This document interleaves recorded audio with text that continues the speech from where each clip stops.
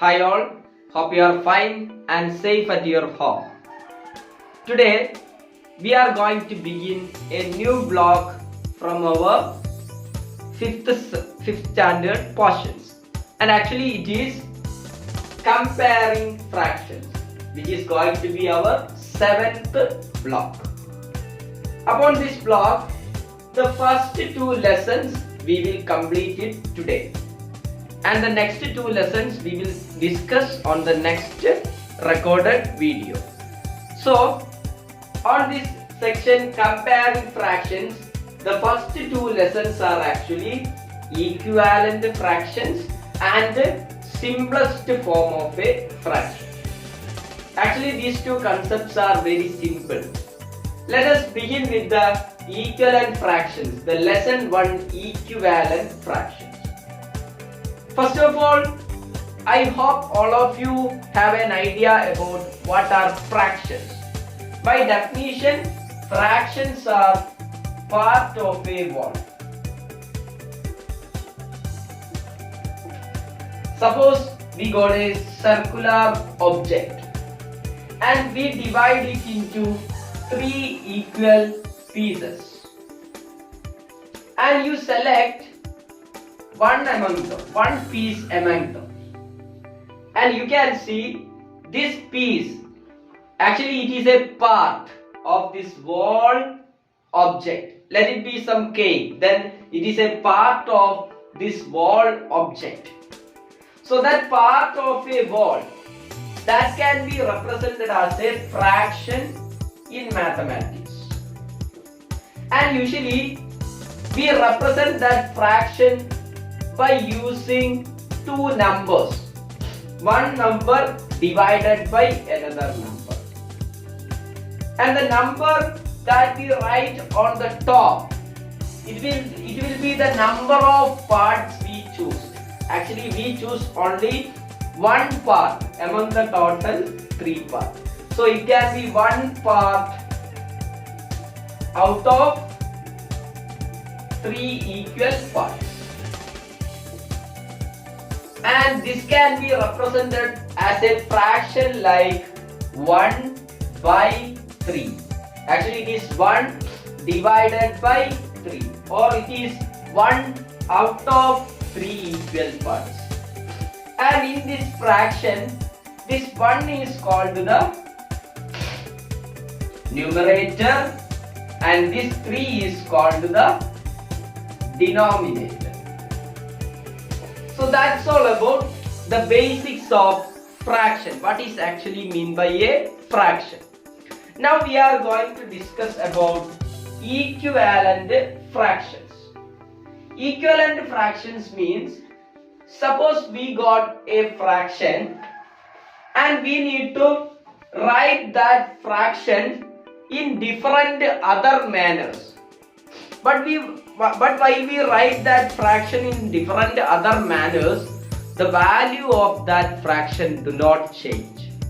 Such a type of fractions for which their values, they are having the same values, but they are written in different forms, are called equivalent fractions.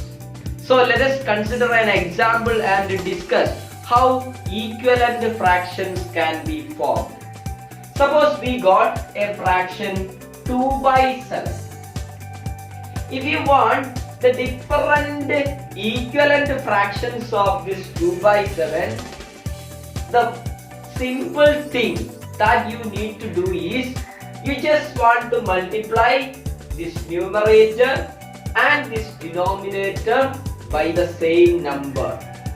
So on this case, I would like to multiply this numerator and the denominator 7 by the number 2. So that what will be the result? On both sides I multiplied 2. So that it will become 2 into 2, which will be 4, by 7 into 2, which will be 14. So we can say this 4 by 14 is an equivalent fraction with 2 by 7. Actually these two are having same values. Now I am going to consider another equivalent fraction for this 2 by 7. Can you tell me for that what I need to do? Yes, I should have to choose some other numbers to multiply both on the numerator and denominator, so that again I will get a different equivalent fraction. So here on this type I am just multiplying this numerator 2 by the number 3. Then definitely I should have to multiply the denominator 7 also by the number 3, so that the answer will become 2 3s are 6 by 7 3s are 21. So we can say 6 by 21 is also equivalent to 2 by 7. Now what happens if we multiply both the numerator and denominator by the number 5? Then also you will get an equivalent fraction, because we have multiplied the numerator as well as the denominator by the same number. Once you multiply the numerator and denominator by the same number, you will get the equivalent fraction. Now can you tell me what will be the equivalent form? Here we obtained 2 5s are 10 by 7 5s are 35. Now we can say the different fractions like 2 by 7, then 4 by 14, then 6 by 21 and 10 by 35. All these are equivalent fractions. So now I hope all of you got the idea of what is actually mean by equivalent fractions and how equivalent fractions can be found out. Hope you all understood. Then we are just going to the next lesson, which is simplest form of a fraction. So let's discuss what is actually mean by simplest form of a fraction.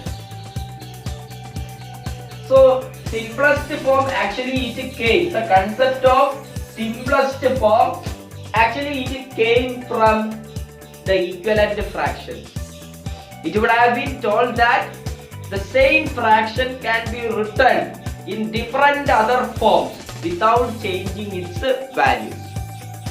Then on all those fractions there will be one and only one fraction which will be in its simplest form. The speciality of that simplest form is, on that simplest form of any fraction, the numerator, when we consider the numerator and the denominator, they will be having no more common factors other than 1. In a fraction, at its simplest form, the numerator and the denominator will not be having a common factor other than 1. So can you tell me whether this 1 by 3 is in its simplest form or not? You just want to check the numbers 1 and 3 and you need to consider the factors of this 1 and 3. The factor of 1 is 1 itself. The factor of 3 is 1 comma 3. Which is the common factor among them? Only 1. As the numerator is and the denominator is having only 1 as the common factor, definitely we can say this 1 by 3 is in its simplest form. So in simplest form of a fraction, the numerator and denominator will be having only one common factor, which will be 1 itself. Okay, so if there is a fraction given for you which is not in its simplest form, then we can obtain the simplest form of that number. And for that there are two methods. So let us discuss how the simplest form of a fraction can be obtained by using those two methods. So I will start with the first method. So let's take an example of fraction 16 by 20. We are going to find the simplest form of this fraction 16 by 20. You can see this 16 by 20 is not in its simplest form. Why? When you consider the factors of this 16 and 20, there are a lot of common factors between them other than 1. For example, 2. 2 is a common factor for both 16 and 20. So definitely this is not in its simplest form. So in order to make this 16 by 20 in its simplest form, what we need to do is we will just divide the numerator and the denominator by its common factors. So we need to have an idea of which are the common factors between the numerator and the denominator of the given fraction. So we can see here one of the common factors for this 16 and 20. Obviously it will be 2. Why? Because both the numbers are even numbers. If both the numbers are even numbers, then obviously 2 is a factor of both these numbers.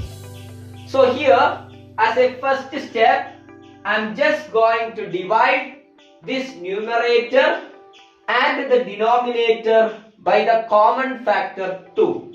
So what happens when the numerator 16 is divided by 2? This 16, when it is divided by 2, it will become just the half of 16, which is 8. Now the divided by. This 20 also has to be divided by the number 2 itself. We need to divide both the numerator and denominator by the common factor. So 20 also has to be divided by 2 itself. So what will be the result? Obviously half of 20, which will be 10. Now can you tell me whether this equivalent form is in its simplest form or not? Obviously again still not. It is not in its simplest form. Why? Because this 8 and 10 is further having some common factors other than 1. Both these numbers are even numbers, so definitely they are having another common factor, which is 2. So we are going to further divide it by 2. Both the numerator and denominator, I am going to divide it by 2. So can you tell me what will be the result obtained? When 8 is divided by 2, it will become 4. Divided by. When 10 is divided by 2, it will become 5. Now when you consider the numbers 4 and 5, you can see there are no more common factors between this 4 and 5 other than 1. They will be having only one common factor, which will be 1 itself. So now you can confirm that this 4 by 5 is the simplest form.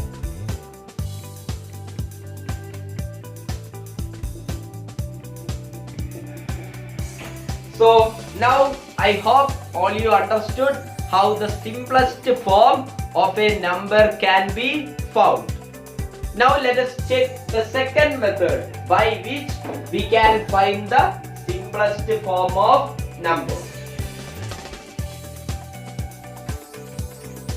The second method also is just a similar one.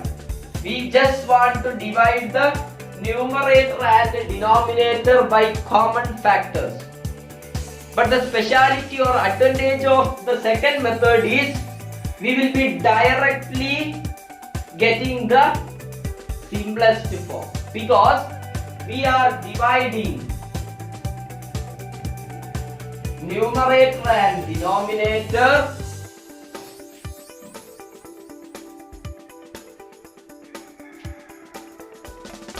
by their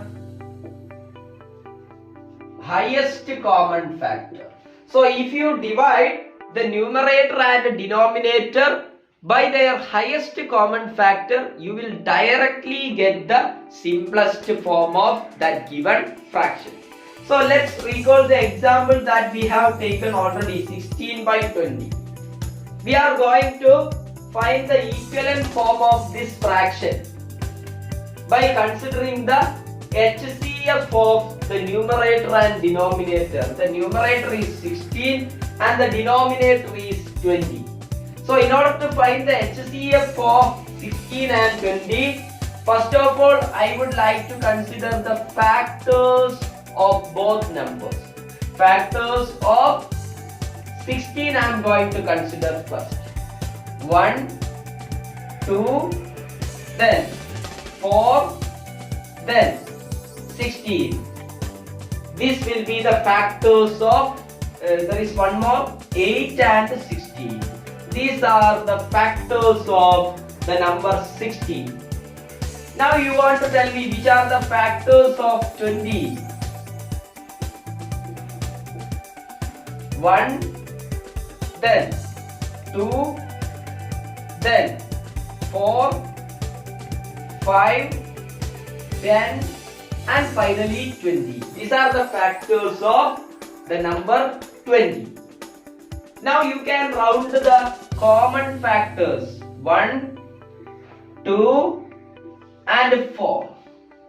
Now confirm which is the highest common factor. By listing out the factors of both, now you will get the HCF is equal to 4. 4 is the highest common factor.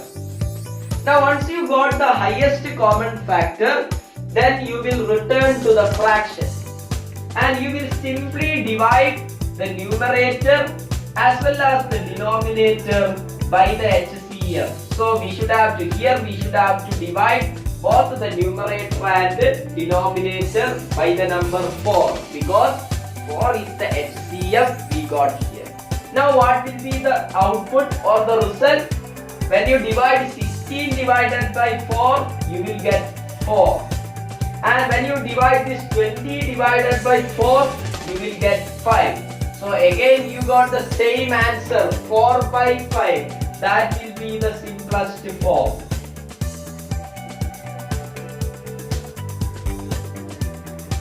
So now I hope you understood how we can do the simplest form of a given fraction. There are two methods. On the first method, you will divide those numerator and denominator continuously by its common factor until you get the numerator and denominator without any common factors other than 1. And on the second case, you will consider the numerator and denominator, find their HCF, and you only want to simply divide the numerator and denominator by the HCF so that you will directly get the simplest form of the given fraction. Hope you all understood the portions that we have taken. Now I have already told you there are 2 more lessons that we need to complete on this blog and which will be completed in the next recorded video. So hope you all enjoyed today's session. Then we shall see you on our next class. All of you, see you. Bye bye everyone.